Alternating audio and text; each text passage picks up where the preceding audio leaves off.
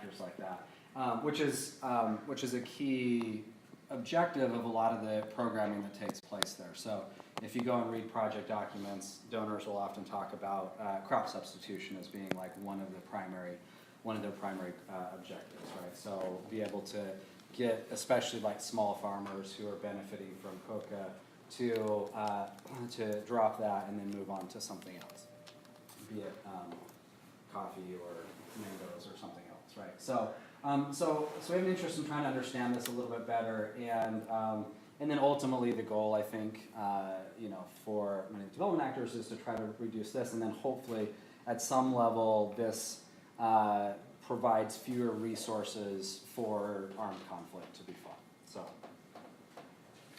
I'm going to start off with a pretty modest question. What's the association between agricultural aid and crops in Colombia? Okay, I think I've spent enough time working on aid that I get very worried about causal identification in the aid literature. I'm going to come back to causal identification at the end, something I think about a lot, and so I'm not, completely trying to punt on this, but I think in this, and what we've done thus far, we're really trying to get a very good kind of like descriptive handle on like what's going on and try to understand in a whole lot of depth what are the dynamics taking place here. And then we've begun thinking about causal identification, but I'm leery about jumping straight to an instrument or other things that, for a whole bunch of other reasons. So, but I'll come back to causal ID towards the end. And so I want to think about like how aid is affecting crops, and then what are the moderating impacts of like illegal, say, coca growth and armed conflict. Okay. A little bit of background. So agriculture is important in a lot of places, maybe not of primary importance, and there's questions about whether agriculture is, in and of itself the most important thing, or whether it feeds other sectors and that then propels economic growth or otherwise. I don't want to wade into all that other than to say agriculture can be pretty important. Not a dominant part of Colombia's economy in terms of like the share of GDP.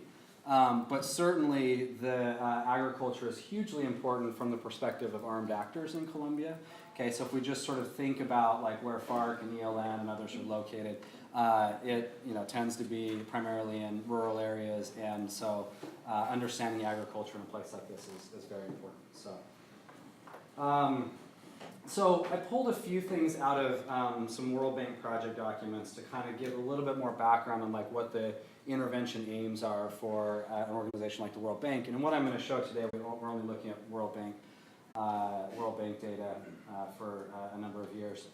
But in a lot of the documents, the World Bank talks about a few different things here. So they note that a lot of peasants are moving to remote marginal areas such as the Amazon to avoid violence, and they participate in growing like illicit crops. Okay, so this is one dynamic that's sort of happening. So at some level, maybe the violence is occurring in one place, and we're displacing people, and then the people that are displaced may participate in illegal crops.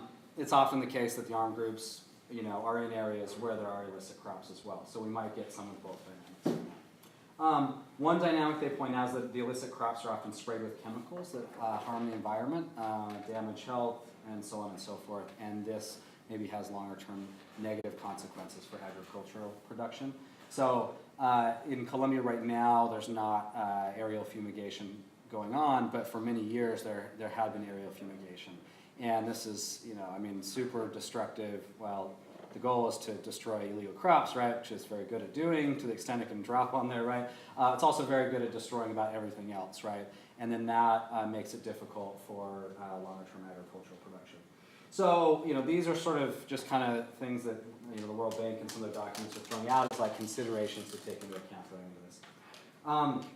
So World Bank projects. And there's a whole bunch of things in quotes, but these are just direct things coming out of a variety of different World Bank projects. So I just wanted to give you a good sense of like what's here. So projects are attempting to, in multiple places, untap the agricultural potential of Colombia, okay, resulting from rural violence, poverty, unequal access to land, lack of access to finance, as well as effects of population displacement, cultivation of illicit crops, which has negatively affected agricultural production. So in some ways, I guess the point I'm trying to make is that violence, illegal crops have gotten wrapped up in each other, and there's a concern that illegal crops fuel conflict. The conflict makes it, the conditions ripe for all of this, and then in general, agricultural production because of all this is suffered. And so